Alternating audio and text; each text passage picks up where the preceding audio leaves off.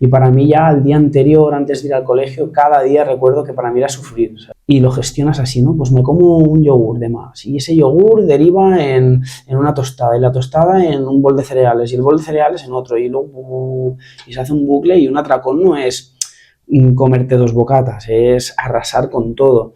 He llegado a arrasar con todo el armario, que ahora mismo vivo con mi madre, por ejemplo, y me sabe mal que le he tenido, o sea, le he cogido comida suya y al día siguiente levantarse para desayunar y yo por la noche haberme pegado un atracón y ella no tener nada que desayunar, ¿no?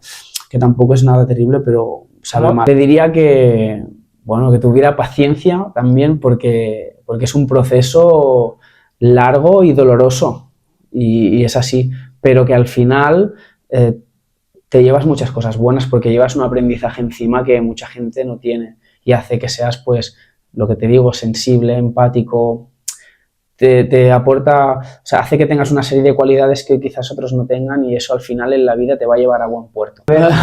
Bienvenido al podcast. Muchas gracias. Esta va a ser la entrevista número 26, si te quieres servir algo. Ahora me sirve. Y bueno, me encanta que hayas podido venir aquí. Ya sé que al final planificarse todo es algo muy complicado. Y me gustaría, pues, que mejor que hacer tú mismo tu propia introducción, ¿no? A qué has venido aquí al podcast, quién eres, ¿no? Un poquito de ti. Vale, bueno, pues no sé qué decir. A ver, me llamo Albert. Pues a lo largo de mi vida supongo que he vivido ciertas situaciones, ¿no? O sí, digámoslo así, ciertas situaciones en las cuales pues he sufrido ciertos trastornos. Supongo que tú sabrás el TCA, pero también tengo un TOC diagnosticado y bueno, varias cosas que al final la raíz viene de lo mismo, ¿no? Un poco, pero son diferentes cosillas y he sufrido varias. Entonces, pues nada, esa es un poco mi historia. Qué guay. Sí, mi terapeuta me propuso hacer un podcast, hice el podcast, subió un pequeño fragmento a Instagram y pues la verdad que tuvo bastante repercusión y no sé. Qué bueno. Sí, y la gente de mi pueblo me lo decía tal y bueno, pues con una amiga en común que tenemos, pues estamos aquí. Qué bueno. Vamos a empezar un poquito explicando lo que es el TCA, lo que es un TOC también. ¿Qué es el TCA y cómo aparece? El TCA es... Uy, que le he dado el micro. No, no te preocupes, tranquilo. El TCA es un trastorno de conducta alimentaria y bueno, hay varios tipos, ¿no? El más conocido o el más popular es la anorexia, que se da sobre todo en chicas, pero cada vez más se está dando en chicos también. Y ese sería uno. Luego está la bulimia y en mi caso era el trastorno por atracón, que al final, aunque sean diferentes, todo viene de lo mismo, de una sensación pues de no aceptar tu físico, quizá de verte gordo. Entonces, lo que lo desencadena es lo mismo, pero el síntoma varía. En mi caso, pues, eran atracones, los cuales, pues, luego me limitaban bastante en mi vida. Porque cuando una vez se daba el episodio de atracón, luego yo ya me costaba mucho salir de casa, me quedaba encerrado hasta varias semanas, como en un estado depresivo, sin moverme de la cama, solo comiendo, por ese no aceptar mi físico, por creerme que estaba gordo y que la gente pues me iba a juzgar o sentirme de alguna manera, aunque suene fuerte, un fracasado. Oh. Sí, sí. Vamos a ir un poco más, vamos a ir más tarde a eso porque es algo muy interesante y que impacta realmente. Vamos a empezar también explicando lo que es un TOC también, porque sí que se conoce un poco, pero cómo puede aparecer un TOC también. Vamos a hacer los primeros dos y luego ya iremos más específicos. Vale, el TOC, bueno, es un trastorno obsesivo compulsivo en el cual, pues, con una serie de conductas sufres una serie de compulsiones y también, como en el TCA, hay un amplio abanico de síntomas, o sea, van desde los típicos más conocidos de los gérmenes, que hay gente que tiene que estar todo el rato lavándose las manos, comprobando que no ha tocado ninguna superficie que esté sucia. Pueden haber, pero muchísimos tipos. Pero en especial el mío es de tipo mágico. Sí que es verdad que he sufrido un poco de cada uno, ¿sabes? Vale. En ciertas épocas, pues, sí que me ha dado, por ejemplo, en la pandemia sí que me dio un poco con el tema de los gérmenes. Es algo que me afectó un poquillo en el TOC. Pero el mío normalmente siempre ha sido más de tipo mágico. Los de tipo mágico son, por ejemplo, si no toco esto ahora, mi madre va a enfermar. Wow. O sí, me suele pasar que cuando estoy muy enfocado en mi vida con algo, te he comentado que, por ejemplo, ahora estoy con el tema del baile. He empezado a bailar bachata este año. Pues en mi caso sería, si no toco 3 veces así el vaso, por ejemplo, voy a bailar mal o no me va a salir este paso. Ostras, es algo difícil para Sí. llevar una Sí. vida normal, ¿no? Es bastante frustrante porque este es un ejemplo que siempre pongo que al final ya te ríes, ¿no? Pero es duro porque yo he llegado tarde al trabajar porque no podía ponerme unos calcetines. Porque si cogía estos, mi cabeza me decía que mi madre se iba a morir. Si me ponía estos, iba a pasar otra cosa. Pero es una lucha continua contigo Cada día. mismo y con tu mente. Sí. ¿Y cómo vas mejorando esa situación? ¿O al revés? ¿O va empeorando? ¿O aprendes a convivir con ello? ¿Qué haces? Aprendes a convivir con ello. Es Vale. algo que no va a desaparecer de la noche a la mañana. Es más, lo más probable es que lo tengas toda la vida, pero que con ayuda de terapia, incluso de fármacos, que no es mi caso, yo no he decidido no medicarme, porque no es algo que creo que no estoy a ese punto de decir, mira, necesito medicación sí o sí. Pero con terapia y, bueno, yo qué sé, por ejemplo, la meditación también va muy bien. Hay ciertas, hay ciertas maneras de sobrellevarlo, que digamos, pero es algo que te va a acompañar siempre. Vale, ¿y crees, volviendo a las dos, crees que van unidas de la mano? Sí. Entonces, ¿a raíz del TOC viene lo otro? ¿A raíz de lo otro vienen los TOCs? ¿Cómo se produce o cómo es que van unidas de la mano? ¿En qué sentido? En el sentido quizás de... Supongo que por todas mis experiencias anteriores de mi infancia, de cómo he tenido que vivir, pues me han hecho que sea una persona con muchos miedos, mucha inseguridad, pero muy exigente. Vale. Estás hablando de infancia, ¿verdad? Sí. ¿Podemos ir un poquito a ello? Sí. Sí, perfecto. Todo viene de ahí, en verdad. ¿Fue alguna situación que se dio? ¿Algún momento, situación difícil en el colegio? Sí, fueron varias. Vale. Ya desde pequeño, pues siempre me sentí un poco desplazado.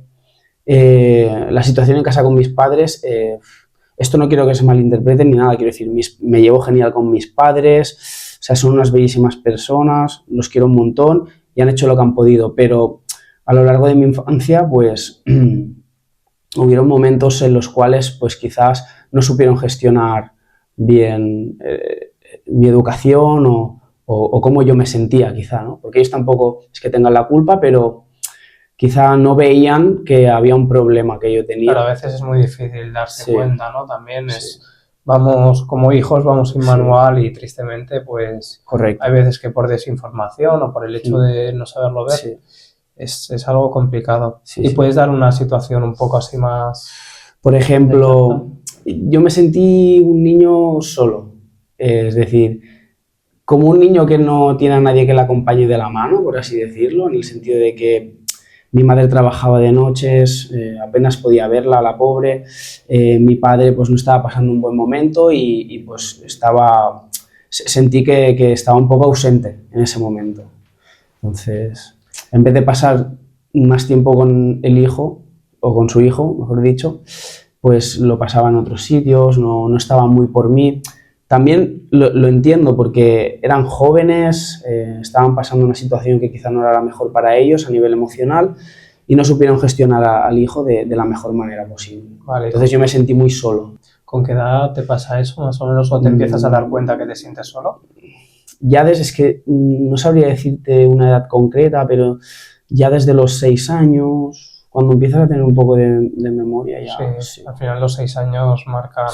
lo que vivimos, ¿no? En esa época es lo que te va a marcar para toda la vida, ¿no? Desde los 4 o 5 hasta los 8, tal vez 9. Además, con tantos miedos, yo no me sentía comprendido tampoco. Por nadie, ni por mis padres, ni por nadie. ¿Lo expresabas de alguna forma? ¿O no llegabas o sea, supongo que ahora hay mucha más información. Antes no había tanta información. Ahora con el tema de redes y todo, pues... hay un poquito más de información de cómo educar, de cómo saber ver a nivel de psicología y todo. yo sí que daba síntomas, por ejemplo, en el colegio no me iba bien la cosa. Y eso siempre es síntoma de que algo va mal. Un niño que no... Ya que no saque buenas notas y tal, porque yo era un chico que, o sea, era un niño que tenía las capacidades, quiero decir, o sea, no sufría ningún tipo de que me costara más, quiero decir, o sea, más que al resto. Pero me iba mal y si me iba mal era por algo, evidentemente era algo emocional. Lo que estoy entendiendo es que nadie te supo ayudar o nadie lo supo ver, ¿no? Ni nadie lo supo ver, quizás, sí. Wow. Entonces... Y yo no me sentía comprendido en ese aspecto. ¿Y cómo evolucionas desde los 6 años que empiezas a darte cuenta hasta los 12? ¿Cómo va cambiando tu infancia? ¿Qué va pasando en esa infancia?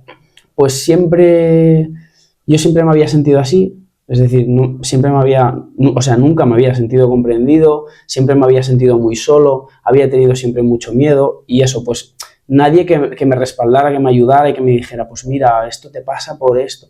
Siempre había estado solo y supongo que una manera de gestionarlo pues fue el TOC. Por ejemplo, el hecho de la comprobación, es como para tenerlo todo controlado, todo seguro, va a salir bien, pues si toco esto sí que voy a salir bien o voy a agradar a la gente o, ¿sabes? Yo creo que eso fue una estrategia de... Ya me imagino. No sabía explicarlo muy bien porque no soy psicólogo y mira, lo he tratado de todo y sé que viene de eso, pero no sé exactamente cómo derivó ahí, ¿no? Pero... Claro. Y te iba a decir, por ejemplo, un día tuyo de colegio que recuerdes, ¿cómo era un día a día en tu colegio? ¿Era llegar...? Para mí era durísimo porque ya no por el tema que como me sentía solo, también me sentía solo a nivel de compañeros, en el sentido de que no tenía nadie que me comprendiera, nunca me había sentido comprendido, ¿no? Pero para mí ya era muy duro porque como estaba en ese estado emocional, no era un buen estudiante, obviamente, no hacía ni los deberes, ni estudiaba para los exámenes, no sacaba buenas notas, entonces me sentía un poco como excluido del resto de la clase que sí, ¿no? Y para mí ya el día anterior, antes de ir al colegio, cada día recuerdo que para mí era sufrir, ¿sabes? Era un sufrimiento en plan... No tanto a nivel de compañeros, en el sentido de que los compañeros te tratasen mal, sino a nivel de no sentirte como los demás. No me trataban mal, pero claro, eras el niño que no estudiaba. El niño señalado, ¿no? Sí, y los profesores de alguna manera, yo recuerdo que me hacían sentir un poco así, como un poco más desplazado y claro, eso se trasladaba al resto de alumnos y evidentemente, pues lo típico, ¿no? Cuando vas a jugar un partido de fútbol en educación física, ¿quién escogen, no? Pues yo era el último, no había tenido nunca éxito en ese aspecto. ¿Y recuerdas a lo largo de tu infancia, en el colegio sobre todo, de tener un amigo con el que compartir siempre con el mismo o alguna amiga? Sí, tenía un amigo en concreto, Fernando me acuerdo que se llama, pero no me acuerdo en qué, me parece que en tercero de primaria marchó a otro colegio y me quedé sin amigo, ¿no? Por así decirlo, sin mejor amigo. ¿Y cómo recuerdas ese momento en el que Fernando te comunica que se va? Bueno... Porque al final como era un pilar en tu vida, ¿no? Es que en esa edad tú no te das cuenta de que es un pilar. Luego ya con los años dices, ostras, pues, o con el tiempo dices, pues lo echo de menos. O sea, tú en el primer momento dices, jo, se va mi amigo, pero tampoco es nada catastrófico. Pero luego sí que dices, hostia, pues lo echo de menos, ¿no? Ese amigo con el que jugaba en el patio, ahora no tengo con quién juego, ¿no? Me veía un poco solo ahí. ¿Y cómo eran tus momentos de ocio? Como cuando salías al patio, por ejemplo, ¿te relacionabas con la gente? ¿No te dejaban jugar? No es que no me dejaran jugar, pero quizás, pues, como norma a todos les gustaba jugar a fútbol y a mí no, por ejemplo. Vale. Pues quizás recuerdo que me gustaban más los videojuegos y me llevaba la Game Boy o... No sé, era un poco más el rarito, puede ser, de alguna manera. No sé cómo decirlo. Sí. Y bueno, y luego ya, a partir de tercero de primaria o así, sí que es verdad que empecé a ganar peso y mi sobrepeso era evidente. Y claro, aparte de sentirme desplazado por no estudiar, por no sacar buenas notas y todo lo que te he comentado, aparte, pues era el gordito de la clase. Y no me lo manifestaron hasta más adelante, pero ya en cuarto, quinto, hubo una persona, un alumno en concreto, que sí que se empezó a meter un poquito conmigo y sufría algún tipo de abusos. No extremos, tampoco, no me pegaban, pero sí que, yo qué sé, a ver, un recuerdo así que tengo, antes se llevaban las llaves y se llevaba como la cuerda. La cuerdecita. Sí, sí. La llevaba. Pues cogerme la cuerdecita, quitarme las llaves, salir corriendo, venga, gordo, va, cógemelas. Cosas así. Y yo corriendo y cabreado detrás de él y no poder pillarlo y pues me sentía un poco así. Y con los años esa sensación, ese sentimiento de ser el gordo fue incrementando. Y esa situación que hemos llevado a casa, que a lo mejor tus padres no se dieron cuenta, y bueno, ¿eso te pasó también en el colegio? Sí, claro. ¿Ves que ningún profesor te acogió en tu problema? Ninguno se paró a hablar conmigo y decirme, oye, ¿qué te pasa? ¿Por qué no...? Solo eran broncas, tanto broncas en el colegio como luego cuando llegaba a casa. Mis padres sabían que algo fallaba y mis padres de verdad lo intentaban y qué te pasa y tal alguna vez, pero tampoco fue muy...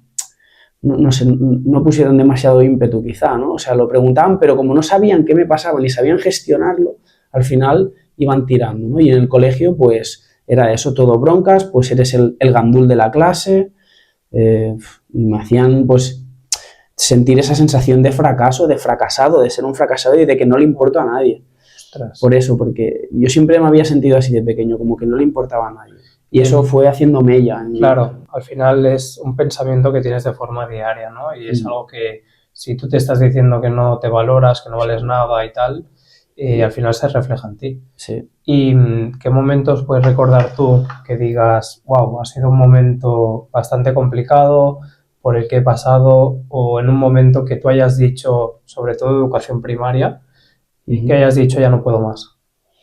Nunca fue no puedo más, siempre como que me refugiaba por ejemplo, en mi caso, pues sí que es verdad que me refugiaba en mi casa, en mi habitación con mis videojuegos, comida, es decir, no es que me pagara atracones de pequeño, pero mi alimentación era bastante mala, pues chocolates, cereales, ¿no? Productos procesados, no había comido una fruta en toda mi infancia, claro. Y me refugiaba un poco ahí y por eso lo sobrellevaba y al final como yo suspendía todo pero me iban pasando de curso como este no va a llegar a nada en la vida, este no tiene remedio, este lo vamos pasando y que se pire de aquí lo más pronto posible. ¿Y cómo ayudarías ahora mismo en esta situación tal cual te estás explicando, ¿no? Que mejor que tú mismo ayudándote. ¿Cómo te ayudarías si pudieses encontrar a ese Albert? Ojalá. Con esa edad, ¿cómo le ayudarías? Ojalá pudiera volver. ¿Qué consejos? ¿Cómo le acompañarías? Primero de todo, escucharlo e intentar saber qué le pasa, empatizando mucho con él y pues dándole consejos, ¿no? Como, pues no eres un fracasado, quizás, ¿no? O sea, quizás es que la vida te ha llevado a sentir una serie de emociones que no estás sabiendo gestionar. Y pues no es que seas un fracasado porque no saques un notable en matemáticas, ni porque tengas sobrepeso. Conectaría un poco con esa sensación de fracaso e intentaría que no se la creyera, porque es la que sigo arrastrando a día de hoy. Yo a día de hoy la sigo arrastrando. ¿Te sigues sintiendo un fracasado? En pequeñas cosas, pequeñas inseguridades que he ido arraigando en mi personalidad, que sin darme cuenta, pues miedos. Claro, sí. O sea, no es que me sienta un fracasado, poco a poco, con ayuda de terapia, sobre todo este último año, me he dado cuenta de que no, que todo lo contrario, además. Así es. Que por haber sufrido todo esto, yo he desarrollado una personalidad, pues, no sé cómo decirlo, como tener un poco de resiliencia, ¿no? No sé, he conseguido cosas que la mayoría de gente no ha conseguido. Así es. Y ya no a nivel emocional, que es lo más importante, sino a nivel físico también, a nivel de superación. De habilidad social. Claro, yo me tengo que enfrentar constantemente cada día a socializar con gente, que a la gente es algo que no le cuesta, a mí me cuesta y eso es una superación, ¿sabes? Pues que estás en un podcast, tío, es que es algo que enfrentarse, es decir, que estás en un nivel mucho más alto que otras personas que no se atreverían a venir a hacer una entrevista. Correcto. Y me ha pasado, ¿no? El hecho de, ostras, si es con cámaras, ¿no? Y ya da un poco de... Sí. ¿Y cómo logras eso? ¿Qué consejos le puedes dar a algo o a ese chaval que a lo mejor está en esa situación que tú estabas? Es que claro, yo en mi caso ya, o sea, he he llegado a un punto de, no sé si de madurez o por así decirlo, que este tipo de cosas no me dan vergüenza. O sea, no me da vergüenza exponerme ni contar mi historia, porque es que al contrario, estoy orgulloso quizás, ¿no? Así es, claro.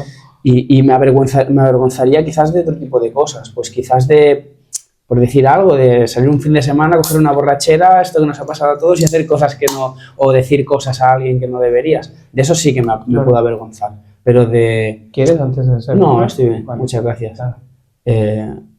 Me avergonzaría de cosas de ese tipo, pero de cosas de lo que he tenido yo que superar. No me da nada de vergüenza decir que tengo un trastorno obsesivo-compulsivo, ni que tengo un TCA, ni todo lo que he tenido que pasar, porque es que no lo veo. Me he dejado llevar por tu conversa, porque me parece algo de admiración, de verdad, sí, de corazón. Muchas gracias, muchas gracias. Pero vamos a volver un poquito para atrás, porque creo que necesitamos desenglosar todo un poquito más, ¿no? Porque es mucha información de golpe, nos estamos yendo a tu vida y vamos a volver un poquito al TCA, ¿sí? Ya has comentado varias veces lo de los atracones, ¿no? Entonces, hay diferentes procesos antes y después de ese atracón, ¿no? Sí. Hay unos momentos pues que pasan situaciones, entiendo que complicadas o situaciones que no te sientes bien y te refugias en eso, y luego supongo que entrará una situación depresiva, una situación de malestar, sí. Entiendo, como pasa en cualquier, ¿no? Sí, trastorno. Sí. ¿Cómo son esos niveles o cómo son esos procedimientos del TCA? Si lo puedes desenglosar un poquito. Tal cual lo has descrito ha estado perfecto. No sé si yo lo pudiera haber descrito mejor, pero es exactamente eso, ¿no? Sí. En mi caso, como te he dicho, que tengo esa sensación de sentirme un fracasado, o de cuando he tenido, yo qué sé, a lo mejor, por decirte algo, pequeñas cosas pueden desencadenar ya. Ahora ya estoy mejorando mucho, o sea, estoy mucho mejor, no estoy al 100%, entre comillas, curado, ¿no? Pero nadie está al 100% curado. Claro, pero sí que miro hace un año atrás y era impensable que yo saliera a la calle, que yo estuviera aquí, ¿no? Claro.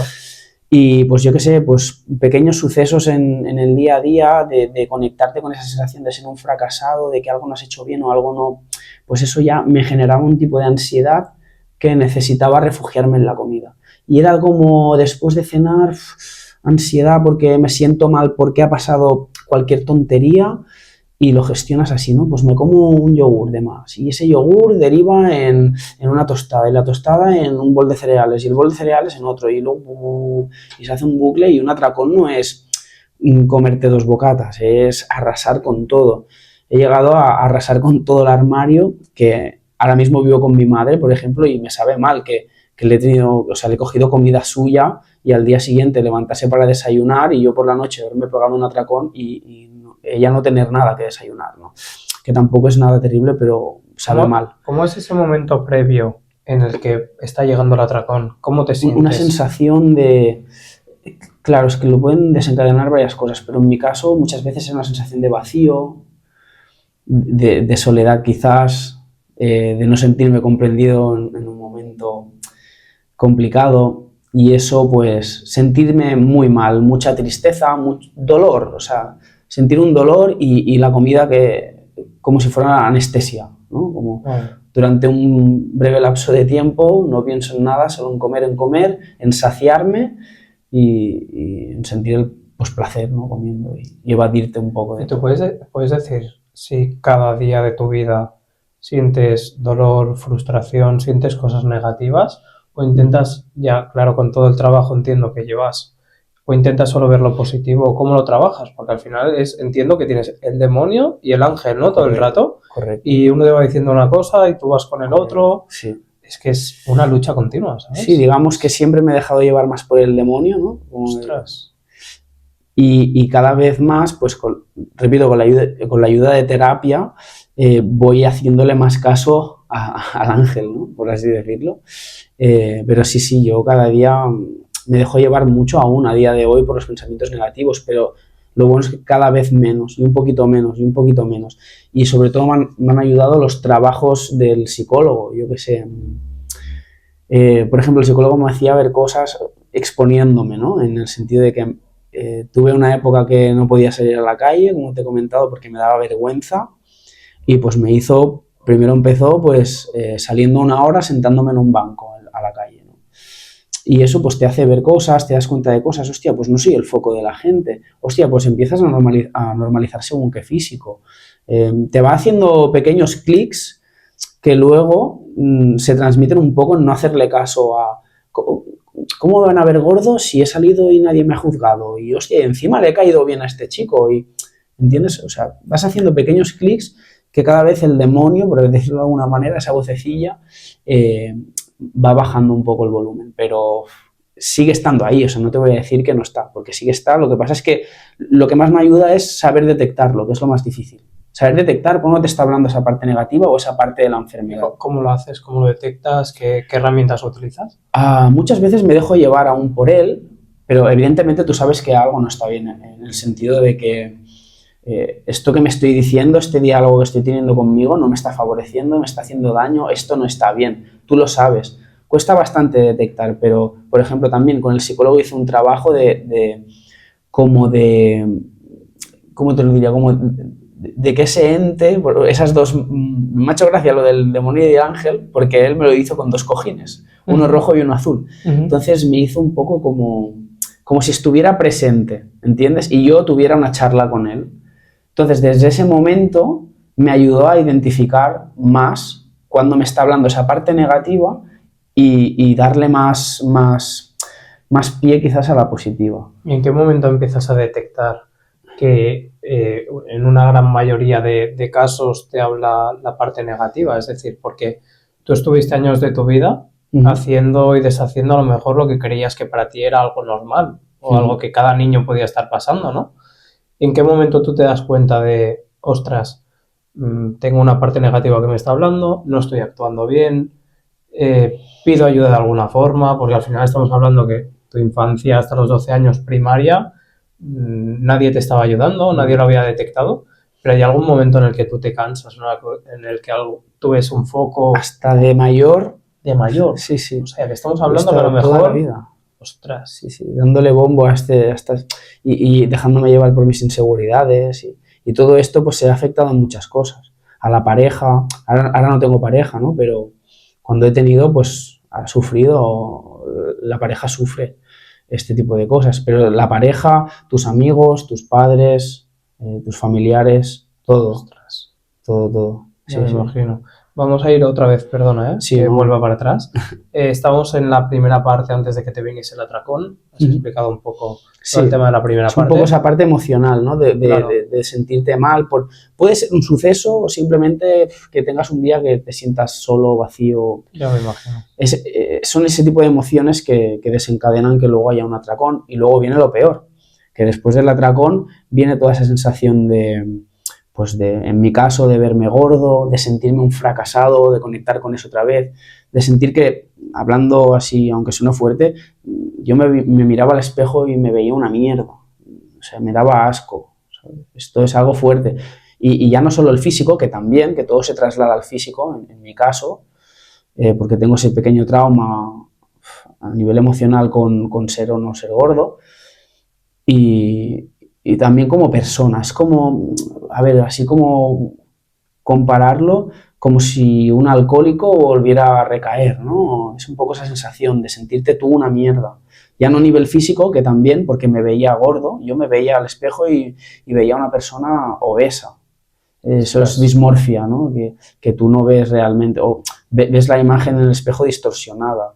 Además centraba mucho el foco en el abdomen, en la barriga, que es lo que a mí más... Y dejaba un poco de lado, pues quizás, todas mis otras cualidades o a nivel físico, ¿no? Claro. Solo me fijaba en... Entonces, no solo mal por el físico, sino mal a nivel... Como que te has fallado a ti mismo y te sientes una mierda. Y también me sentía mal por lo que te he dicho, ¿no? Le cogía comida a mi madre, pues me siento mal por ella y porque me tiene que aguantar los días que estoy de mala leche y... Era como que una cosa desencadenaba en otra, que desencadenaba en otra, que era como todo más negativo, ¿no? Es de negativo a negativo, a más negativo, a más negativo. Y se va haciendo una bola y... ¿Y cada cuánto se producían esos atracones o se han producido a lo largo de tu vida? A lo largo de mi vida, ¿qué pasa? Que el TCA se empieza a desarrollar, en mi caso, de una manera que no es que me pegue un atracón, sino que todo lo contrario. Yo, como venía de ser un niño, porque a lo largo de mi adolescencia también sufrí varios abusos por parte de gente. Esto va un poco con la persona. Hay personas que, pues, que ven un poco a la gente que pueden quizá manipular o abusar, y hay otras que se dejan más abusar. Pues yo tenía un poco esa personalidad, la gente lo veía y he sufrido varios abusos, ¿no? Entonces... Siendo más adulto, entiendo. Sí, de adolescente ya. ¿Y puedes sí. explicar alguna situación que te haya Bueno, visto? Sí, como que en general ya ves un poco ese tipo de gente que se siente superior a ti, ¿no? Pero en concreto, en mi caso, sí que es verdad que hubo uno en concreto, no quiero decir nombres tampoco, porque tampoco viene al caso, ¿no? Pero éramos un grupito de amigos y dentro del grupito pues estaba esta persona que era pues muy abusiva, era un abusador y en general lo era con todo el mundo, pero en especial conmigo. No sé si me veía a mí, pues no sé, competidor o no sé, pero pues me trató muy mal, me hizo sentir muy mal y reforzó mucho todo lo que me hicieron creer los profesores, cómo yo me sentía, eso reforzó mucho ese sentimiento. Y fue una persona, pues eso, lo típico que te deja mal siempre delante de la gente, intenta humillarte, te hace algunas jugadas que duelen, o sea, traiciones, y tú, pues, yo en mi caso, pues volvía porque tenía bueno, no sé, era mi grupo y... Al final, cuando fueron muchos adolescencia, años, el pilar más importante en la vida de un adolescente son esas amistades, ¿no?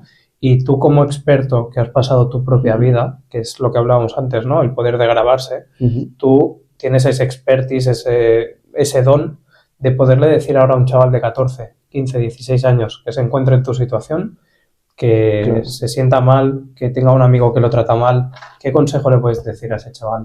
Que huya. O sea, yo lo mejor que hice es separarme de ese grupo. Pero él ahora estará viendo esto y a lo mejor está diciendo, huyo, pero no tengo más amigos. ¿Qué hago? Estoy seguro de que si han abusado de ti es porque tienes esa personalidad muy empática. Porque en el fondo eres una persona y ese tipo de persona lo ve. Entonces, bueno, es que hablamos que el abusor es el débil. Claro. El más débil es el abusor porque tiene carencias y la única forma que puede utilizar es la fuerza. Correcto. Pero estoy seguro de que si tú vas permitiendo ese tipo de conductas que no deberías, es porque tienes cierto nivel de empatía y te cuesta, ¿no?, afrontar estas situaciones de plantar cara, que yo también lo tuve que hacer. Yo tuve que plantar cara en ciertos momentos, pero al final no vale la pena enfrentarse a él. Lo mejor es dejarlo a él con voy a hablar mal, con su mierda, porque él tiene la mierda y te la está echando a ti encima, su propia mierda, y tú pues huye, sal de ahí, pero ya... Y no te preocupes porque estoy seguro de que vas a encontrar a gente maravillosa. Y durante mucho tiempo me costó encontrar a gente, o sea, yo, por ejemplo, ahora vuelvo a repetir, ¿no?, que estoy empezando a bailar. En el mundo del baile es un mundo muy social en el cual he conocido gente maravillosa que yo jamás me hubiera pensado que la gente normal era así, o sea... ¿Entiendes? Yo siempre me había relacionado en círculos pues un poco tóxicos, ¿no? Dejando de lado mis mejores amigos, que a esos no los meto en el mismo saco, pero me sorprendió mucho ver gente buena de verdad, decir, hostia. Gente que no vaya por interés, gente que se preocupe por ti sin conocerte, ¿no? Correcto. Wow, me sorprendió. Y gente que le gusto, que le caigo bien, que me tienen estima incluso, y hostia, me sorprendió. Es como que entiendo que no por primera vez, no puedo valorarlo desde el desconocimiento, pero empiezas a sentirte partícipe de un grupo que no se le puede llamar amigos, o sí le puedes llamar amigos, ¿no? Pero es como un grupo social, ¿no? Sí. Y es como que por primera vez en tu vida, o de las primeras veces en tu vida, sí, me siento te sientes partícipe de algo, ¿no? Porque estamos hablando que un niño desde bien pequeñito se siente partícipe de su clase. Y es un grupo, ¿no? O... No quiero meter a tu familia en el saco, pero a lo mejor no te sentías tan partícipe de ser familia, ¿sabes? De tus padres o era distinto, ¿no? Y al final, pues... Sí, yo nunca me había sentido así en la clase, yo siempre me había sentido excluido, ¿no? Claro, nunca había eso de sentirme partícipe, ¿no? Qué bueno. Sí. Y ahora con 31 años, pues lo estoy viviendo y estoy... ¡Wow! ¿Sabes? Como... Wow, ¡qué guay! Pareces más joven, ¿eh? Sí, me lo dice mucho. Yo parezco más cascado, que tengo 20... Voy a hacer mañana 28, tío. Justamente. Te voy a servir agua, tío, un fallo. Bueno, no, tranquilo. De momento Muchas bien. gracias. Sí. Sí, la verdad, si hay alguna cosa que no, dímelo, tío. Vale. Lo dejo tal cual esto y te lo digo sinceramente. Perfecto. Que al final me estoy metiendo muy a lo personal y tampoco es, ¿sabes? No quiero ahí ir a apretar la tuerca, tío. No, tranquilo. Pues quería seguir también, ya que hemos hablado del TCA, lo que es, lo que produce y tal. Hemos comentado antes de que el TOC aparece con el TCA o el TCA aparece por el TOC. El TOC aparece mucho antes. Mucho antes. El TOC aparece desde que yo tengo uso de memoria casi. Vale. Y fue quizás pues una herramienta, ¿no? Un algo para saber yo gestionar todo lo que me pasaba, ¿no? Vale. Y como sentir que tenía cierto control, ¿no? De la situación, por así decirlo. Y desde que tengo uso de razón, es lo primero que me vino. Y lo he tenido toda la vida y es durísimo, es durísimo. A ver, recuerdo pues lo que te he dicho, ¿no? Que eran de tipo mágico, ¿no? Pues recuerdo que en clase tenía una manía de hacer así.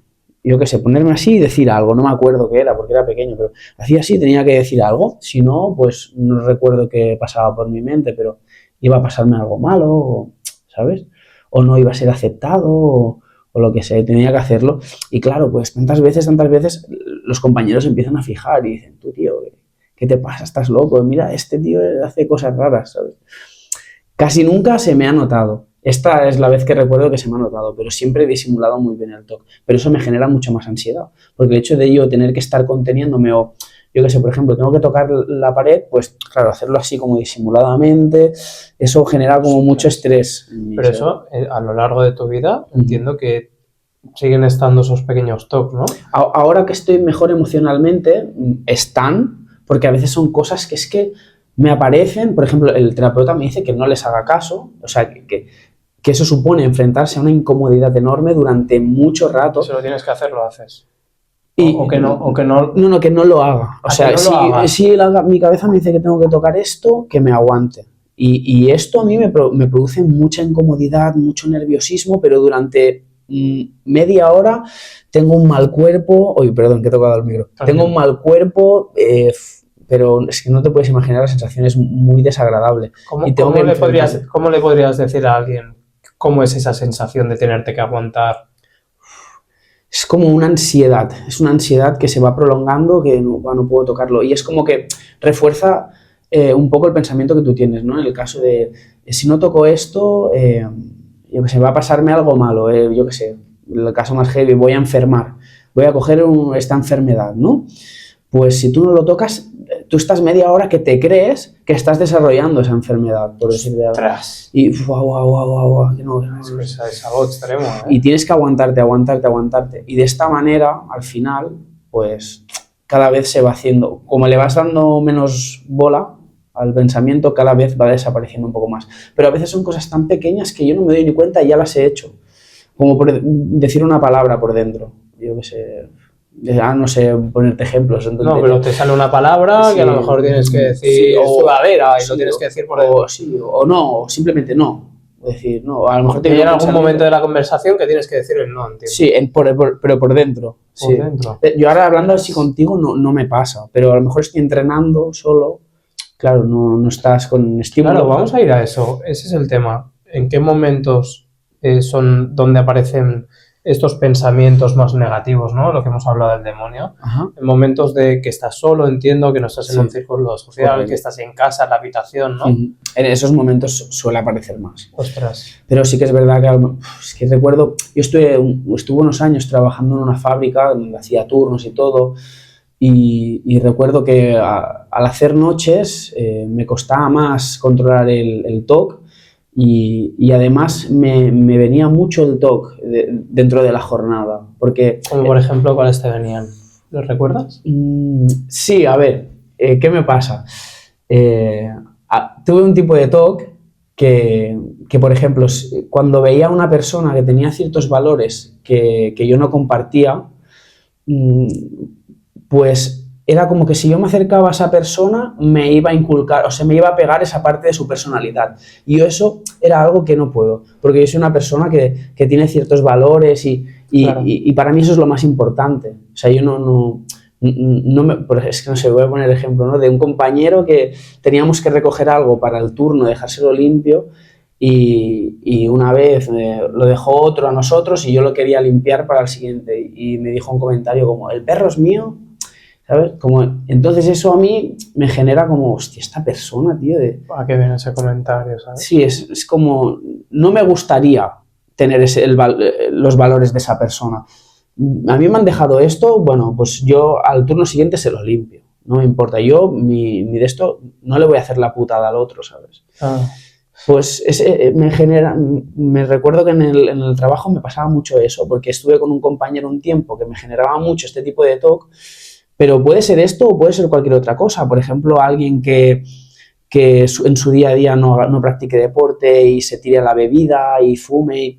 Entonces, era como que si me acercaba a él, se me iba a pegar. Yo iba a ser igual que él, sus valores. Entonces, era un poco insoportable porque intentaba yo alejarme y, claro, tú tenías que estar trabajando codo con codo. Y cada vez que se me acercaba me producía una ansiedad enorme. Y, claro, yo tenía que controlarla y decir, no.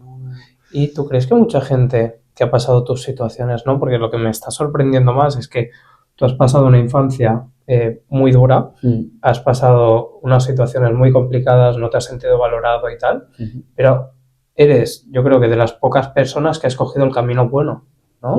Porque supongo que hay gente en tu situación o con menos que tu situación que se ha ido a adicciones, que se ha ido a la bebida, que se ha ido a tal. Tú en ningún momento has tenido esa vida de decir, me refugio, ¿eh? ¿La has tenido? Sí. Yo durante toda mi adolescencia fumaba cannabis, fumaba porros y también he tenido épocas de salir mucho de fiesta y consumir mucho alcohol. Pero desencadenaban mucho más, es decir, porque el cannabis al final el cannabis más TOC, ¿no? Y más cosas. Es que de hecho a mí cuando me diagnosticaron el TOC me lo diagnosticaron a los 25 años. ¿A los 25? Sí, yo toda mi vida pensaba que tenía algún... O sea, yo tenía miedo porque digo, tío, soy esquizofrénico o algo, ¿por qué tengo que pasar 3 veces por debajo de la puerta? ¿Por qué? ¿Sabes? Y yo decía, algo falla, pero me da miedo decirlo por si estoy loco. Sí, por si me diagnostican esquizofrenia. No me creo que nadie se hubiese dado cuenta. Lo disimulaba muy bien. Wow. Mis padres, que vivían más conmigo, sí que veían algo, pero era tan leve. Sí, alguna palabra suelta, ¿sabes? No, tal, no sé, decía algo. Pero, y también, claro, como lo hacía desde pequeño, como que lo normalizaron también un poco. Perdona que te he cortado. Sí, ¿no? Y pues eso, yo durante mi adolescencia pues consumía cannabis, fumaba muchos porros y también fue un poco a intervalos. Luego lo dejé, empecé con el deporte, vino una época mala que tuve por la separación de mis padres, que fue algo complicada y tuve que gestionar ciertas cosas difíciles, volví a fumar porros y en ese que volví a fumar porros, con esa edad, con unos 24 o así, 24, hubo un porro en concreto que me fumé con una expareja que tuve que de golpe pues me vino como si fuera un brote psicótico y me pensaba que me iba a morir de una enfermedad que a mí me da mucho miedo, que de hecho no podía ni pronunciar el nombre de la enfermedad y me costó mucho trabajo pronunciarla, que es cáncer, en concreto cáncer de pulmón, que aún a día de hoy la puedo pronunciar tranquilamente, pero hay algo que se activa dentro de mí, porque es una enfermedad de la cual murió mi abuelo y me da mucho miedo porque yo viví todo el proceso de mi abuelo, lo vi y de pequeño lo sufrí mucho ese proceso. A mi abuelo postrado en la cama siempre de hospital en hospital. ¿Quién era? Claro, estamos hablando ahora de tu abuelo, que sí. ha salido otro perfil familiar. ¿Crees que era tu pilar, tu abuelo? ¿Podía ser tu pilar o quien tú admirabas? A mi abuelo yo lo admiro mucho, pero no lo llegué a conocer tanto en profundidad porque cuando falleció yo tenía 12 años y a esa edad, pues gestionando todas mis cosas, todo, o sea, yo sé que era muy buena persona. Lo que me pasa con mi abuelo es que yo considero que no fui un buen nieto. Si me comparo con mi primo, que no me tengo que comparar en verdad, pero mi primo era un poco más atento, iba más a verlo. Yo esa situación podía un poco más conmigo y yo tampoco estaba pasándolo bien, no estuve presente tanto, no le demostré tanto amor a mi abuelo y eso es algo que a mí me ha marcado. Y recuerdo en concreto el día que falleció. Claro, yo estaba acostumbrado a que mi abuelo entrara al hospital cada X tiempo, ¿no? Por lo que tenía. Y mi madre a veces me decía, ves a ver al abuelo al hospital. Y yo odiaba ir al hospital, no por mi abuelo, sino porque no me gustaban los hospitales, lo pasaba mal, veía a mi abuelo muy enfermo, no era una sensación que a mí me resultara agradable. Entonces, la noche anterior, la noche antes de fallecer mi abuelo, bueno, esa misma noche, mi madre llegó a casa y me dijo, Albert, ves a ver al Yayo, que está en el hospital, ves a verlo de verdad, que está mal. Pero claro, yo ya lo había normalizado, para mí esto era normal, cada X tiempo le pasaba. Y yo dije, no, ya lo iré a ver mañana, me quedé jugando videojuegos. Ya lo iré a ver mañana, mamá.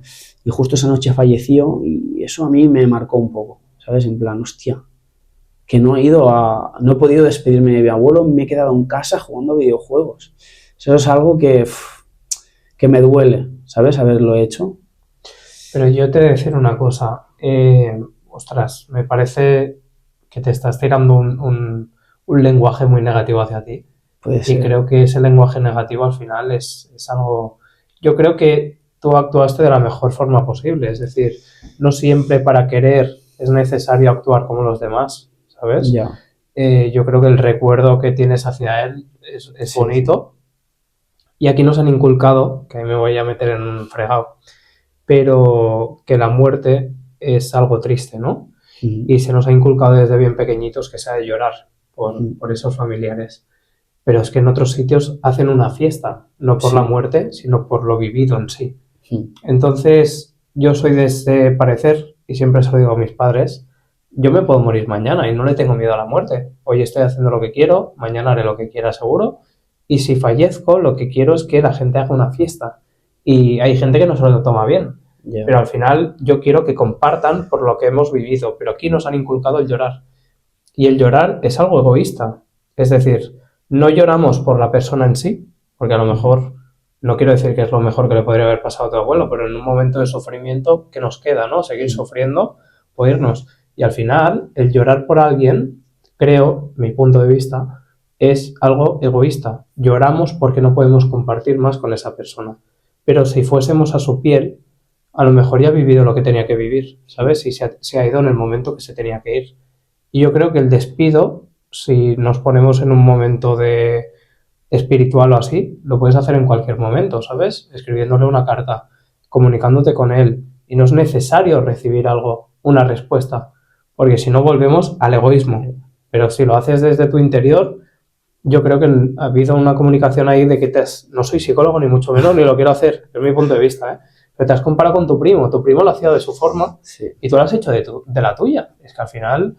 Pero fui muy ausente. Y más que la muerte en sí, lo que a mí me dolió fue el proceso de cómo, porque es una enfermedad muy dura, de muchos médicos, de muchos tratamientos y ver cómo tú vas viendo cómo esa persona cada día va a menos y lo pasa mal y sale de una quimio y está hecho polvo y casi no puede andar un día y mareado y vómitos y postrado en una cama. Es más, todo ese proceso en el cual yo no supe estar tanto como mi primo quizás, que el hecho de la muerte final. Pero lo que sí que no me gustó y me hizo sentir muy mal fue que no me despedí ni siquiera. O sea, que yo para mí fue un día más ingresado y no, era la última, ¿sabes? Pero al final yo creo que cada día que tú te ibas de ahí te despedías de él. Es decir, no es que no tuvieses la última despedida, sino que has tenido 20, 30 despedidas de por medio, si lo valoras así. Cada día que te ibas, le dabas un beso o le decías adiós, abuelo, ¿sabes? Y sí que has tenido tus despedidas, lo que el último día no te pudiste despedir. No, sí, pero porque fue una decisión tuya de también disfrutar ese día para tu bien y tener la ilusión de decir voy mañana. No se dio, pero, ¿sabes? Tú tenías en mente ir mañana. Sí. Y al final no voy a ir a ver nunca más. Eso hubiese sido mucho peor, ¿sabes? Pero al final yo creo que darte con un látigo tampoco ayuda, ¿sabes? No, está claro, está claro. No. Pero a nivel comunicativo a veces, si utilizamos ese lenguaje no es el mejor, creo yo, ¿eh? Sí, pero al final es un suceso que a mí me marcó y está ahí y sí que sé que no me tengo que fustigar ni nada, pero también es un suceso que me marcó bastante, la verdad, y está ahí, ¿sabes? Wow. Sí. ¿Y cómo son esos días después de que tu abuelo se haya ido? Y claro, estamos hablando que eras adolescente, ¿no? Sí, tenía 12 años. 12 años. Fue un shock, fue como que no, se fue tan rápido que los días siguientes no sentía nada. Luego ya te das cuenta cuando no está el sufrimiento de tu madre, de tu abuela, de tu familia. Y es que es eso, es que es el proceso sobre todo de cómo se fue tan doloroso para nuestra familia y fue muy... No es nada agradable esa enfermedad. Sí. Es súper duro. Entonces, claro, ¿tú crees que esas situaciones que has vivido con tu abuelo luego te las llevabas a ti mismo, a tu propia vida, ¿no? Como decir, he sufrido tanto tal, que si no hago esta cosa o no toco esta pared, me va a pasar eso. Eso, pues como te estaba diciendo, que me fumé aquel porro y me dio esa especie de brote que fue que desencadenó más el TOC todavía. Pues sí, yo como que tenía en mi mente anclada esa enfermedad, de ese sufrimiento, y es como que me daba mucho miedo, ¿no?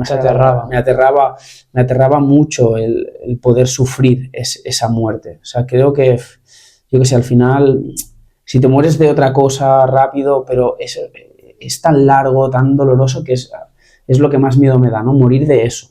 Que me diagnosticaran eso es uno de los miedos que más te estoy diciendo de adolescente, ¿eh? Claro. A raíz de yo sufrir esa enfermedad con mi abuelo, decir, esto es lo peor que te puede pasar en la vida, y te puede pasar. Claro, fue como, hostia, que te puede pasar, ¿sabes? Que le ha pasado a mi abuelo. Claro. Y como adolescente, ¿tus días empezaron a cambiar a mejor? ¿O cómo era tu vida adolescente?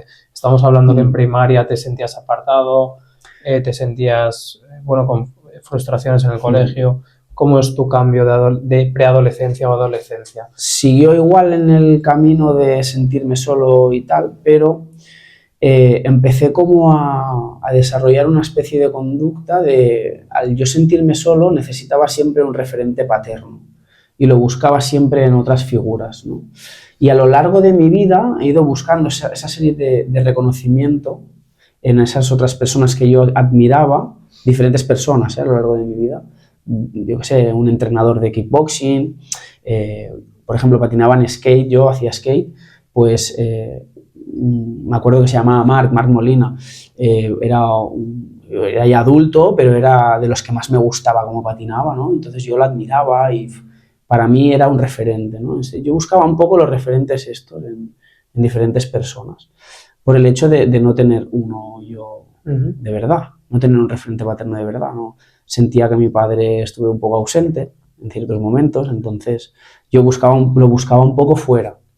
¿Y lo acababas encontrando? Lo acababa encontrando, siguiéndole, algunas veces mejor, otras peor, y lo seguía así. ¿Y cuántos referentes puedes contar? A lo largo de mi vida quizás han habido como 4 o 5, quizá. Uno fue, de pequeño ya, no era referente, pero lo típico que admiras mucho a alguien y dices, hostia, yo quiero ser como este. Había tenido algo así, pero referentes como tal, no sé, unos 4 o 5, el que patinaba, luego mi profesor de kickboxing. Eso, ¿Y ellos sabían que tú los tenías como referentes paternos? Entiendo que ellos veían que yo los admiraba en cierta manera, pero tampoco creo que se llegaran a pensar que para mí... ¿Pero esto estamos hablando de la adolescencia? Sí. Wow. Desde los 12 hasta los, yo qué sé, empecé de kickboxing con 17 años hasta los, no sé, estuve como 4 o 5 años. También hubieron idas y venidas, pero, o sea, épocas en las cuales no practiqué, luego volví. Pero, pues eso, sí, a lo largo de toda mi vida, sin quererlo. Claro. Sí. Y va avanzando tu adolescencia, llegas a los 17, 18 años, 16, empiezan a aparecer chicas o chicos en tu vida a nivel ya, pues que te empiezan a gustar, ¿no? Sí. ¿Cómo afrontas eso? Porque al final, cuando una persona tiene muchas inseguridades, afrontar o poderle decir a alguien que te gusta, ¿no? Que sientes algo por esa persona, ¿cómo la afrontas? ¿Cuál es...?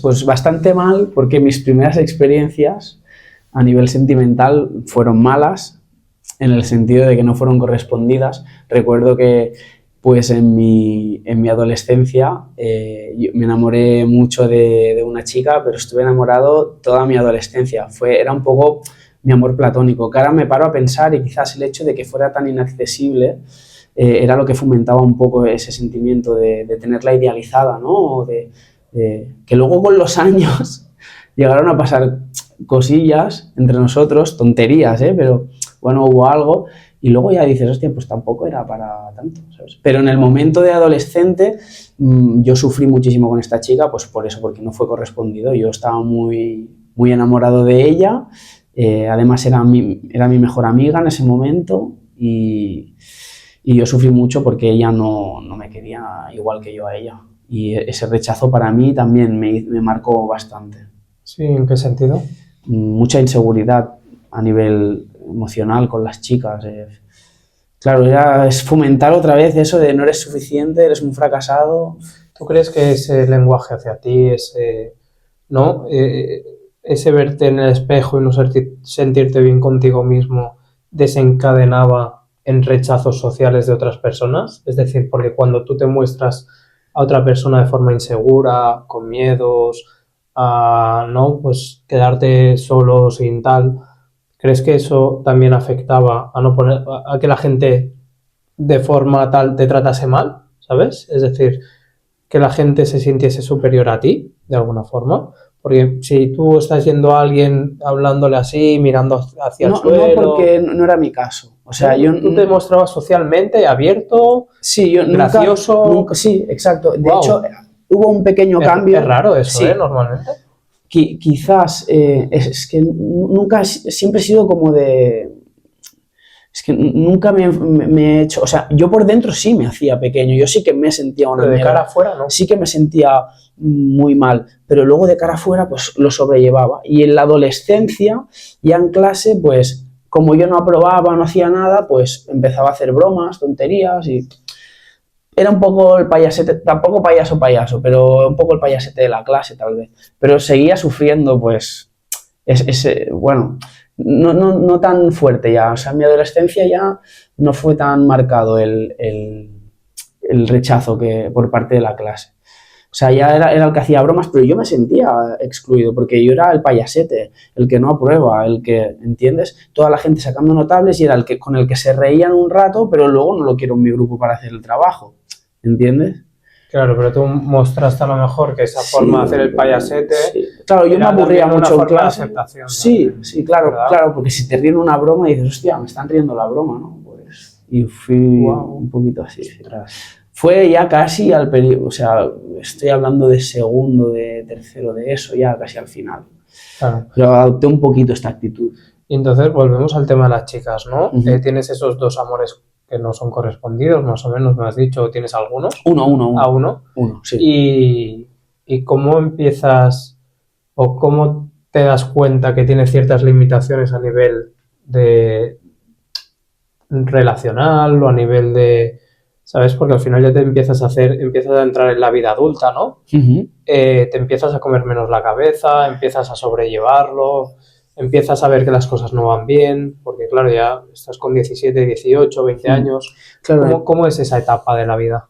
En mi caso, hubo un cambio drástico en el cual, bueno, yo iba con skate, sí que hacía skate y es un deporte, evidentemente, pero fumaba porros, pues yo qué sé, a lo mejor no me juntaba o sea, me juntaba con algún perlilla, pero sí que es verdad que el mundo del skate es muy sano, quiero decir, que no es que sean delincuentes ni mucho menos, pero pues eso, fumabas porrillos, salías los fines de semana, bebías alcohol, yo qué sé, un gamberrillo un poco, ¿no?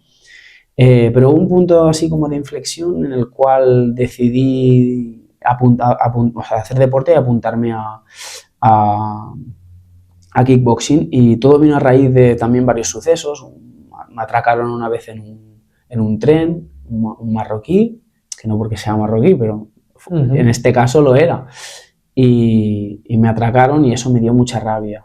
Y dije, tío, yo no quiero que me vuelva a pasar esto, ¿sabes? ¿Te atracaron con arma o no? No, simplemente me dijeron, dame la pasta, en un vagón, solos, y me jodió bastante, porque en esa época no íbamos muy bien de dinero, y mi madre me había dado un dinero, eran 70 euros, para que me comprara ropa para una boda. Y iba pues en el tren para comprarme ropa, y me jodió porque es que ese dinero era de mi madre, que le había costado la vida ahorrar para comprarme, y eso me jodió mucho. Y eso mezclado con un suceso que hubo, una pelea debajo de mi casa, habían dos peleándose por un tema de un robo de un móvil, no sé qué, y mi madre decidió meterse en medio como para defender a la otra persona, cosa que en ese momento dije, ¿por qué te metes, sabes? Y digo, déjalos tranquilos, pero ahora lo pienso y digo, oye, pues ole, ¿sabes? ¿Le pasó algo? La persona que estaba más agresiva era un chaval ya muy conflictivo en mi pueblo, muy conocido, de hecho acabó falleciendo en la cárcel, quiero decir, ya era una persona así. Pues cuando se metió mi madre, arremetió un poco contra ella así con insultos, y mi padre decidió meterse un poco por el medio, y mi padre pues sufrió, bueno, la otra persona agredió a mi padre, no le pegó una paliza, pero sí que le dio un golpe, mi padre cayó al suelo. Ostras, es algo que te impactó. ¿Con qué edad eso? Era, hostia, debería tener 15, 16... Claro, pero son etapas de tu vida que esas situaciones marcan mucho. Sí.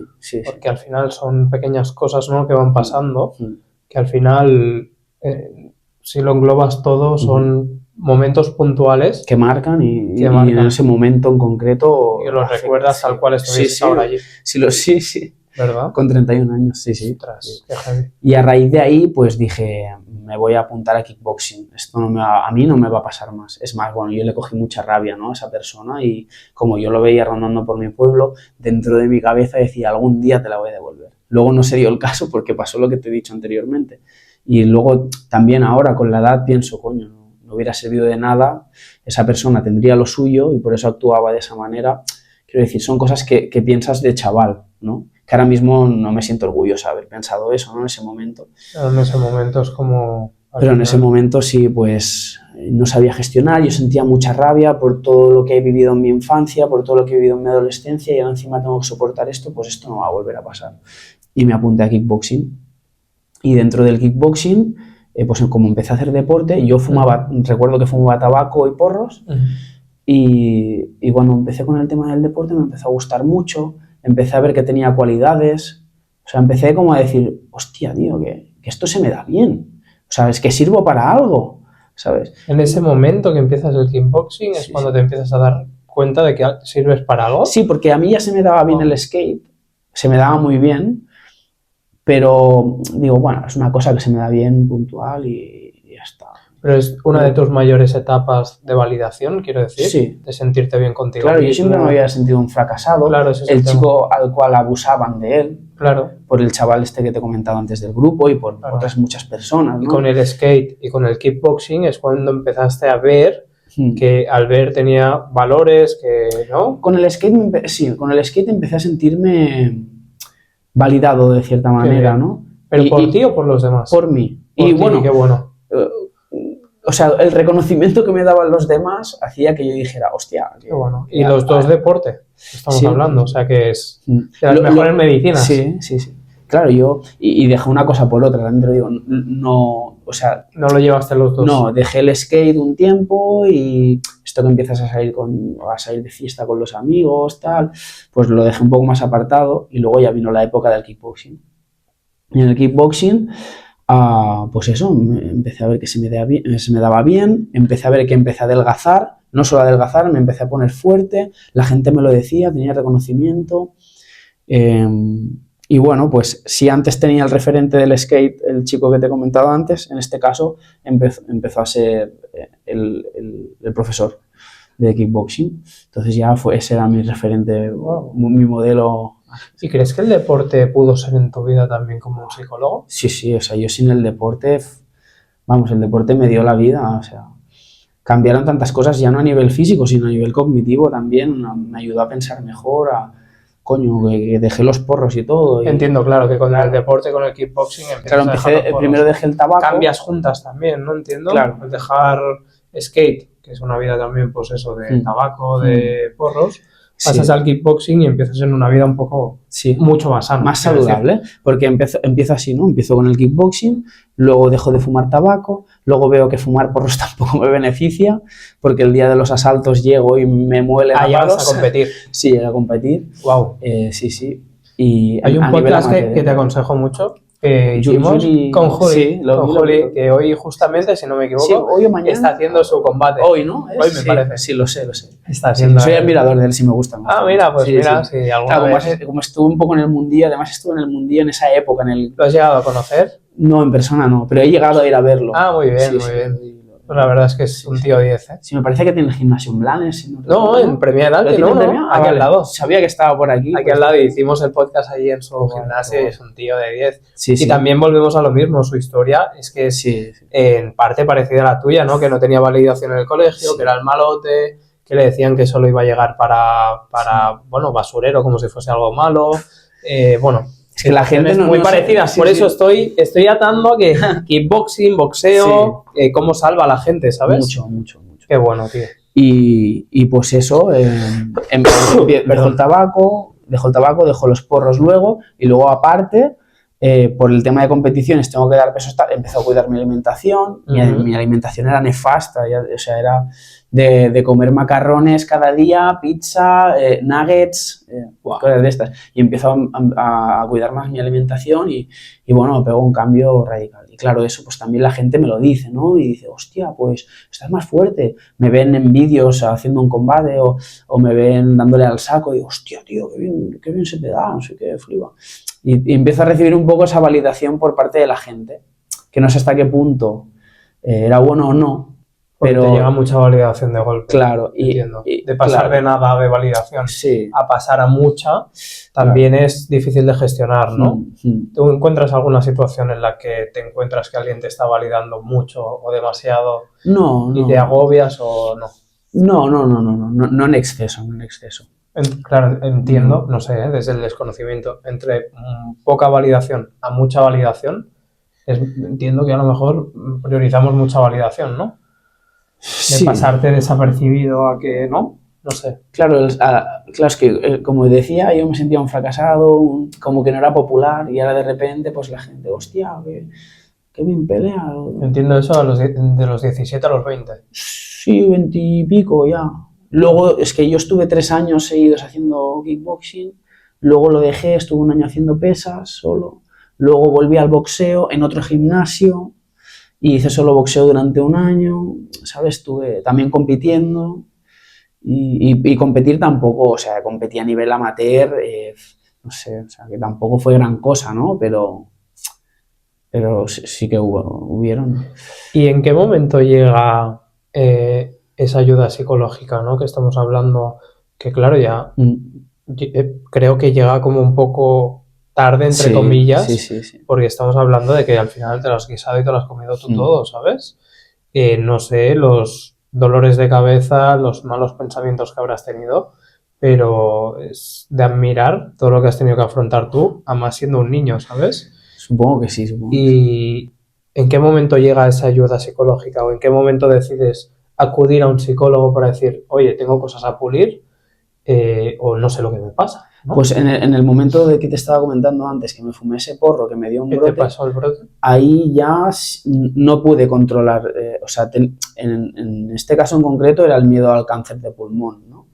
Entonces, la compulsión, o sea, el estímulo, digamos que era hostia, voy a tener cáncer, y la compulsión para no tenerla era tocarme aquí o en la espalda y decir, no tengo nada, estoy sano, pero como no podía controlarlo, lo tenía que gritar. Y me acuerdo que ahí a una expareja que tuve se lo agradezco mucho porque estuve una tarde entera que cada 3 minutos gritaba, pero gritaba, o sea, tenía tanto miedo, era tanto el miedo que o sea, en ese brote mis padres fliparon. O sea, ¿Estabas en casa? Sí, estaba en casa y a raíz de ahí estuve días y meses con eso y gritando por la noche. Recuerdo que me despertaba o tenía que dormir con mi madre porque tenía miedo a morirme, ¿sabes? Y en esa época mis padres ya estaban mal, dormían separados y yo me dormía con mi madre y ella calmándome. Yo no tengo nada, no tengo nada. ¿Cómo te sentías ahí? Tenía mucho miedo. Miedo. Sí, a morirme, a desarrollar la enfermedad. ¿Y crees que en ese momento, aparte de sentirte vulnerable, tenías una situación de frustración hacia ti mismo en el sentido de cómo es que me estoy comportando así, no lo puedo controlar? No, tenía mucho miedo. Es que además se juntaron varias cosas también, la separación de mis padres, Se juntaron varias cosas en ese periodo complicadas. Y lo que me preguntabas, a raíz de ahí mis padres dijeron, guau, ¿qué le pasa a mi hijo? O sea, esto no es nada normal. Me dijeron, tienes que ir a un psicólogo, te vamos a llevar. ¿Fuiste de forma obligada o voluntaria? Me lo dijeron ellos, pero claro, al final yo también estaba preocupado y dije, acepto ir. Y fui con mi padre. Me acuerdo, pedimos hora al médico de cabecera. Antes de ir al psicólogo, Ajá. ¿lo veías como algo negativo? ¿Lo veías como algo positivo? ¿Cómo veías el perfil psicólogo? Siempre positivo. Siempre o sea, has visto nunca le positivo. había temido, no, ni ningún estigma. Lo único que pensaba que yo no lo necesitaba. Pero nunca me había generado rechazo un psicólogo. ¿Cómo es el primer momento en el que entras al psicólogo? Buah, muy duro, muy duro. Primero muchos miedos, porque, a ver, ¿qué coño tengo? O sea, estoy loco, me van a decir, claro, yo me pensaba, me van a decir que tengo esquizofrenia, porque algo me pasa.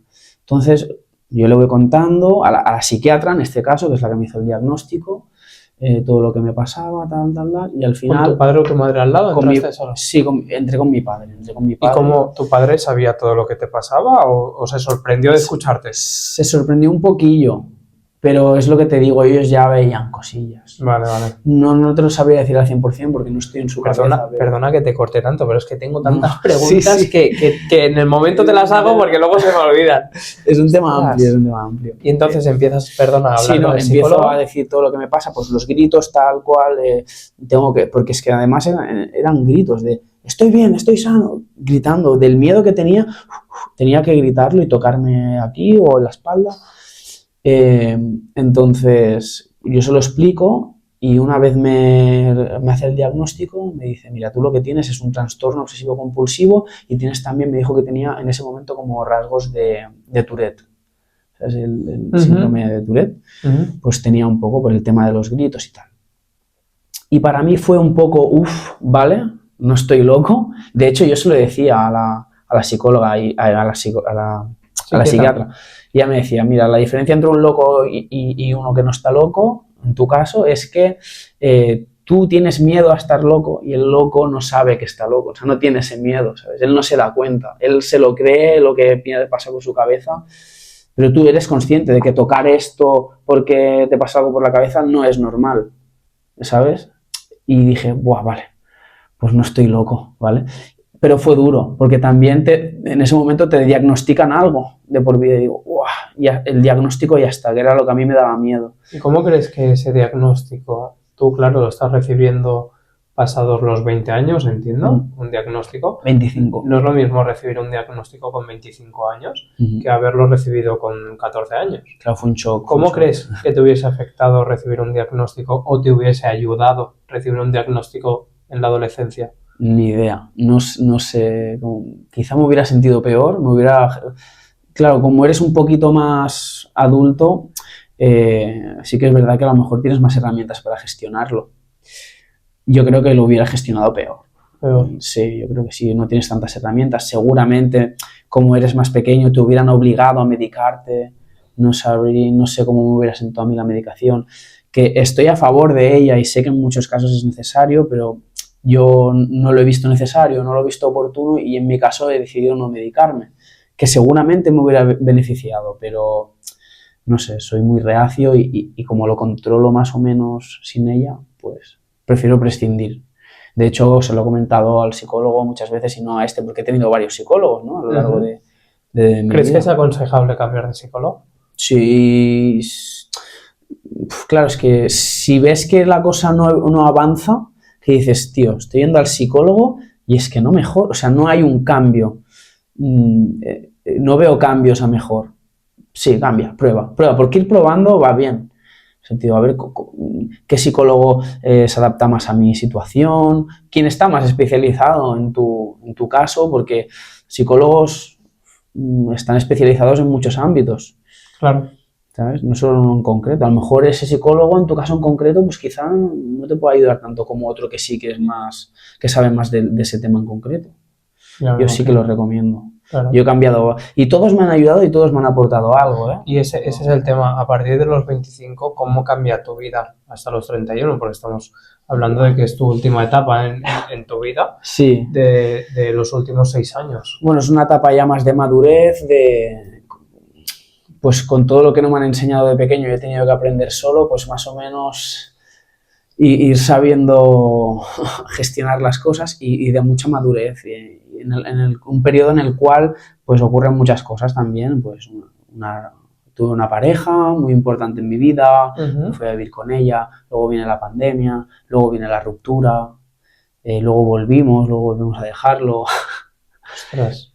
Cositas de estas que dentro de, pues por ejemplo, dentro de esa ruptura que tuve con mi pareja, pues también hice un cambio, decidí ir a terapia un poco también, como que hice un poco de introspección y como que maduré también dentro de esos procesos, ¿no? O sea, es un poquillo. Wow. Sí, sí.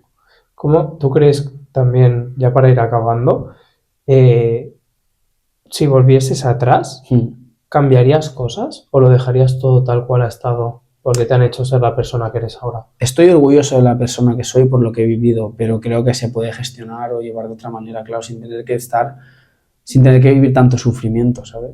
Porque al final es eso, es todo el sufrimiento que he vivido yo desde pequeño hasta ahora y a día de hoy, que no estoy del todo... O sea, yo, es que te has criado con sufrimiento. Claro, a mí no me puede dar el alta aún mi terapeuta, mi psicólogo, aún no me la puede dar porque no estoy preparado, yo no estoy al 100% bien, sigo teniendo esos pensamientos negativos, sigo teniendo esas inseguridades, esos miedos que me cuesta tanto afrontar, pero los afronto y ahora pues estoy empezando a aprender. Ahora, con 31 años, es cuando estoy empezando a aprender a gestionarlo bien todo.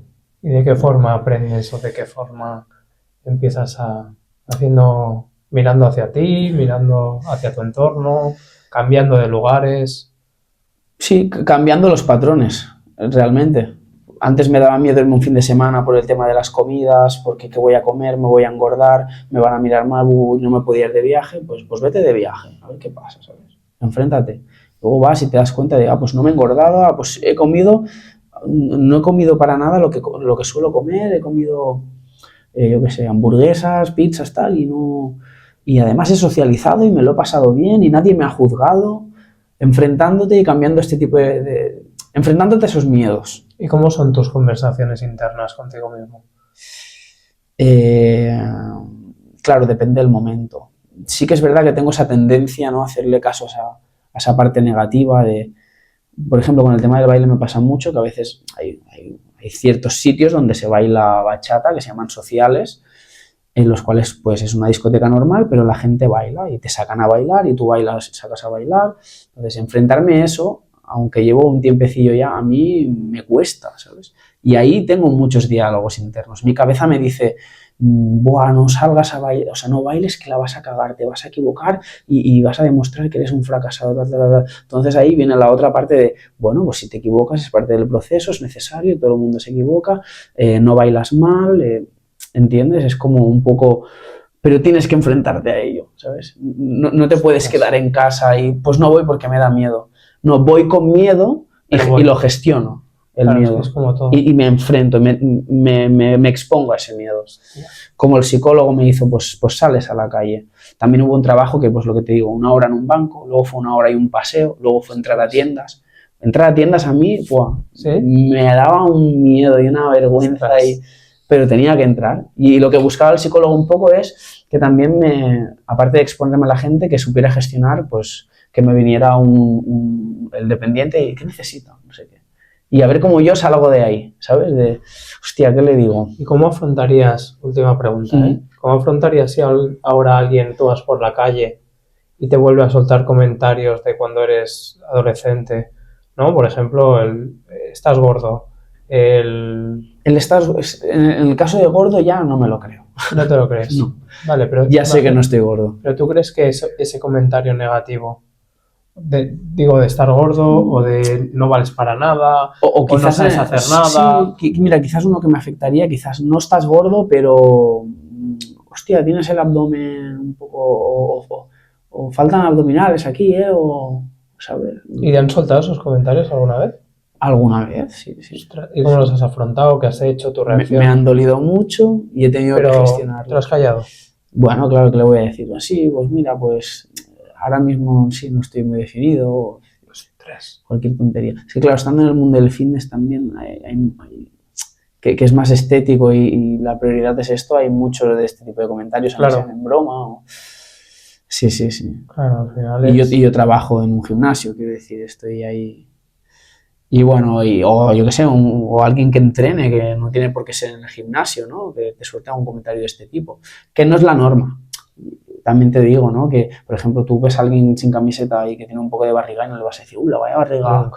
¿Sabes? Pero, por ejemplo, es que esto, justamente me dijeron algo así, cuando hubo una época, yo, claro, como siempre, parte de la enfermedad, y esto es muy interesante también, no solo la parte del extremo de atracones y verse mal. La parte de la enfermedad que cuesta mucho detectar es todo lo contrario. Es cuando te restringes muchísimo, haces mucho deporte, no te saltas la dieta en un día y tú te piensas que ahí tú no tienes ningún problema. Pero realmente ese nivel de obsesión de yo llegar a llevarme un tupper a una boda, eso es parte de la enfermedad. Y tú no lo ves porque como estás bien, estoy bien físicamente, tengo abdominales, me estoy cuidando, como que pones un poco la excusa de no, es que me estoy cuidando y no, eso es parte de la enfermedad. ¿Sabes? Pues yo he estado mucho tiempo así, pues definido tal, hubo una época que me engordé mucho y volví al trabajo y hubo un comentario en un vestuario que me soltaron, hostia, vaya barrigón, te ha salido. Claro, yo no se lo tengo nada en cuenta porque era un señor mayor que para él esto es chistoso. Hasta él mismo lo decía, en plan, mira qué barriga a mí me ha salido, ¿no?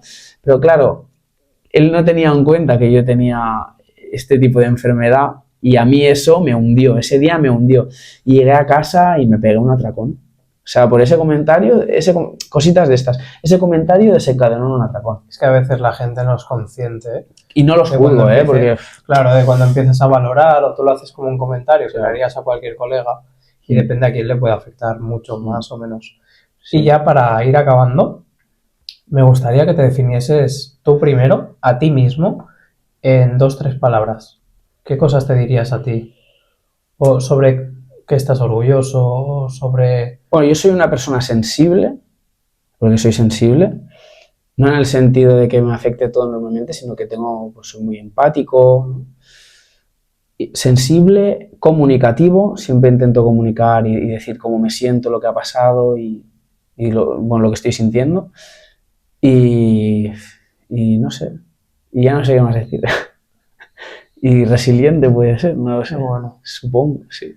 Y la última que hacemos siempre para acabar las entrevistas, que es algo que empecé, como te he dicho antes, con mi compañero, que también se llama Albert, o sea que se llama Albert y sigue siendo mi amigo, un saludo desde aquí.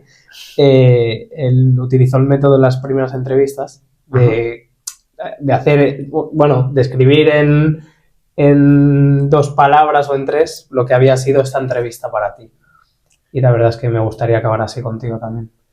Pues habrá sido una grata experiencia, un momento muy, muy bueno y que espero o deseo que a lo mejor o que pueda ayudar a alguien, ¿no? Que alguien que tenga un TCA o que tenga un trastorno obsesivo compulsivo pueda coger alguna pequeña pincelada de decir, hostia, por eso me pasa esto, ¿no? Y que pueda ayudar. O me pasa esto, pues él lo ha gestionado así, puede que yo esté haciéndolo mal, ¿no? O puedo tirar por aquí. Ayuda, ¿no? Un poco de ayuda, no sé. Y entonces, si utilizases esta cámara de aquí, tuvieses a este chaval que ha pasado por tu situación con 14, 16, 18 años, ¿qué le dirías a ese Albert adolescente?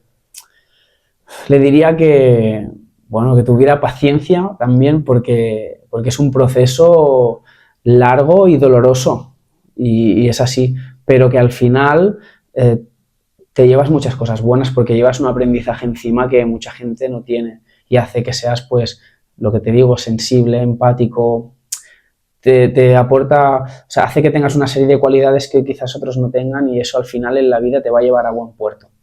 Wow, pues muchísimas gracias. Muchísimas gracias a ti. Ha sido un placer que hayas venido de corazón. Muchas gracias. Y el placer ha sido mío. Si alguna vez empiezas a grabarte, tío, no dudes en llamarme, ¿eh? De verdad te lo digo. Lo haré. Porque has comunicado, tío, de 10, ¿eh? Lo he intentado.